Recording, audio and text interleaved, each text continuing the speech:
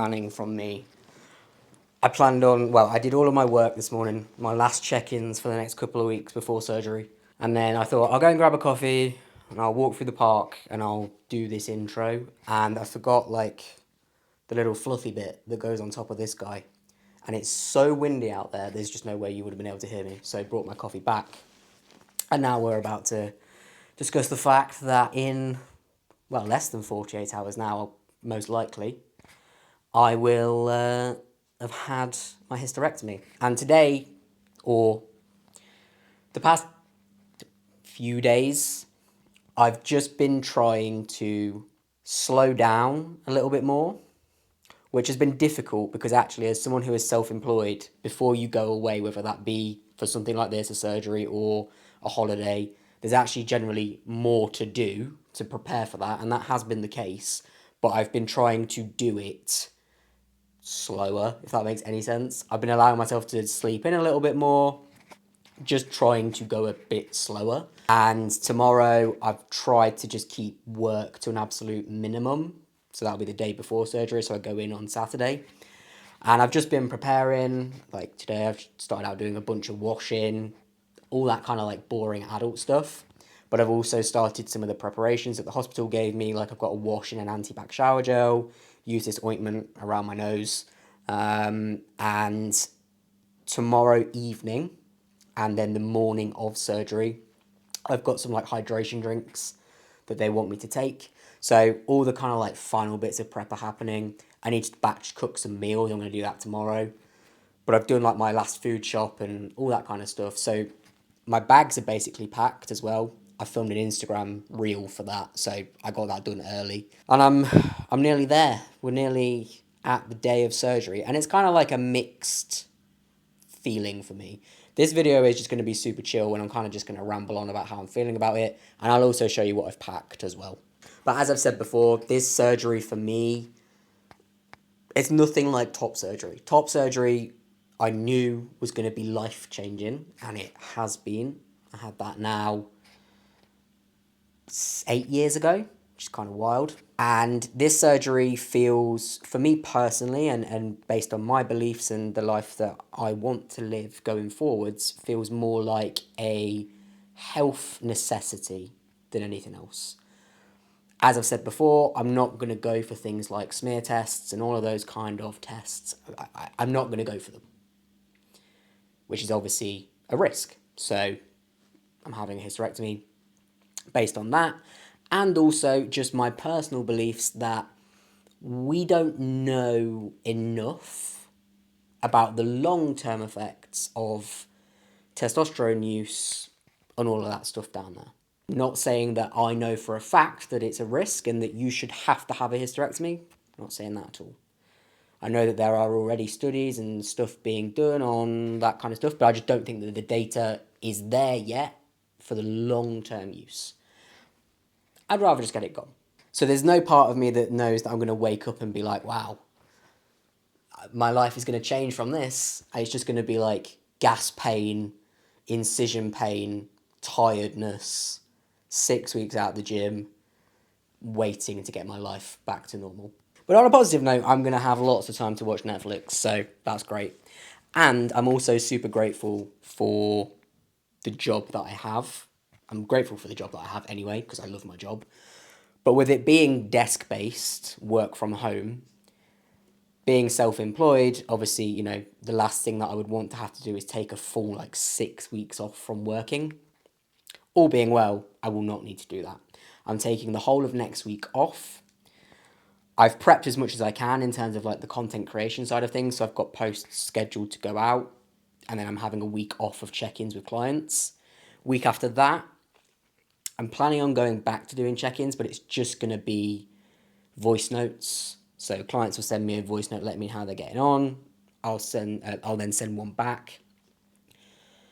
Obviously, I can do that in bed or on the sofa, and as someone who is not great at sitting down and doing nothing, it will actually be quite nice and mentally stimulating to do something like that and actually interact with people. All being well, the week after that, I'll go back to my normal video check-ins. Probably not going to be sat at my desk, but I've bought like a bed table thing that I can use either in bed or on the sofa.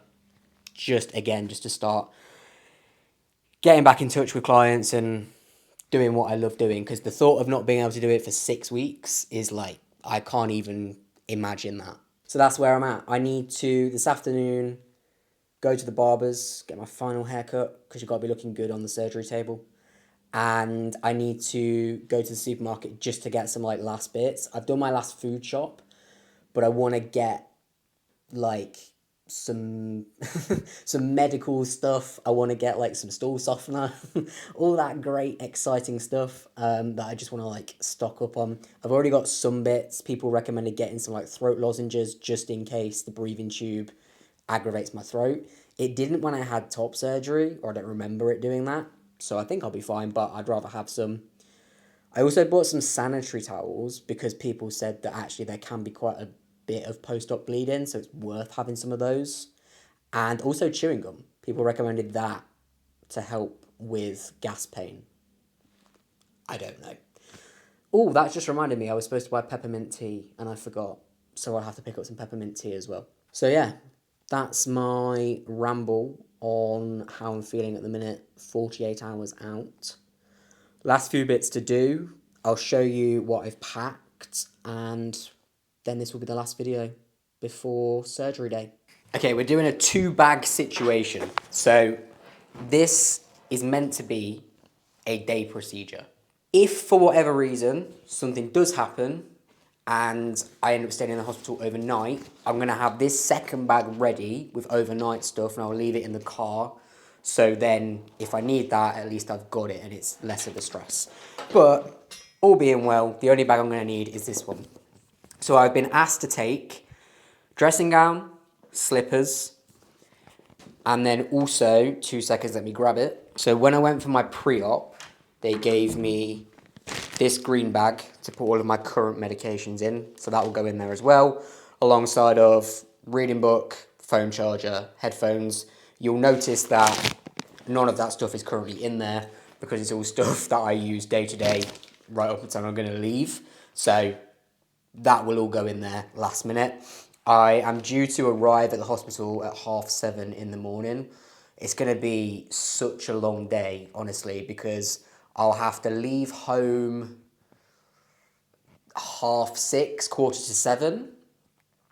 But on top of that, I'm supposed to have 2 of the hydration drinks between 2 a.m. and 6 a.m.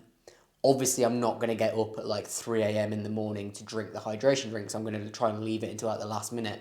But I'm probably going to need to get up at like 5 a.m. I've also got a shower in that anti-bac stuff. So it's going to be a long day. And I'm really hoping that I am one of the first on the list, because if I'm not, I mean, they're saying it's a day procedure, but like if I'm in theatre for a few hours plus then recovery, I don't know. I'm hoping that I'm one of the first. We'll see how that goes.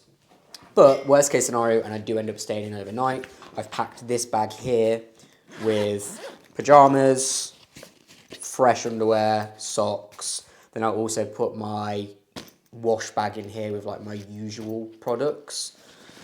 Again, worst case scenario, then at least I've got that in the car there. But that's everything that I'm taking. Obviously, I don't need to be taking a million things. It is a day procedure. I'm sure it will stay as a day procedure.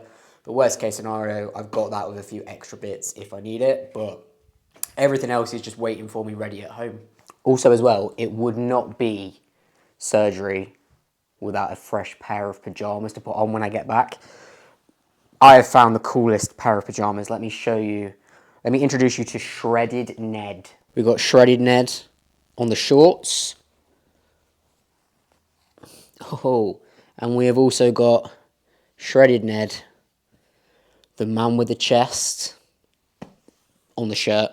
So even though I can't be in the gym for the next 6 weeks, I can be reminded of the gym and the shreds by wearing Shredded Ned.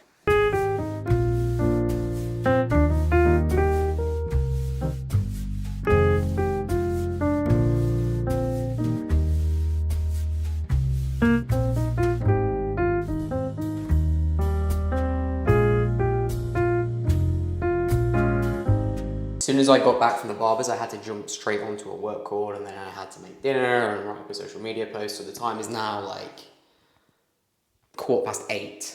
My barber appointment was like 4:30. So I've had hair down my back that whole time, which is not the one. So I'm going to jump into the shower, but I'm also going to show you the two things that I have to use. So I've got to use this anti-bac shower gel. I had to use it this morning, I have to use it tomorrow morning, and then the morning of surgery. And then 3 times a day, I have to put this ointment around the inside of my nose. Both of which obviously just help with the spread of germs. They're the two things. Admittedly, I am starting to get a bit stressed because I feel like I've still got a million work things to do. But it's fine.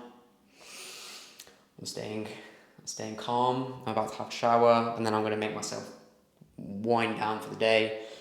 Tomorrow I'm just going to do like the last little bits of prep that I need to do work-wise, and then I'm done. It's surgery morning, and I've just got to focus on that. So that is everything. Next time I post a video, I will be post-hysterectomy. No idea when I'll next film one, but I would like to kind of document the recovery process, but the idea is that I don't overdo myself for the purpose of a YouTube video. So I'll see you all in the next one, whenever that is.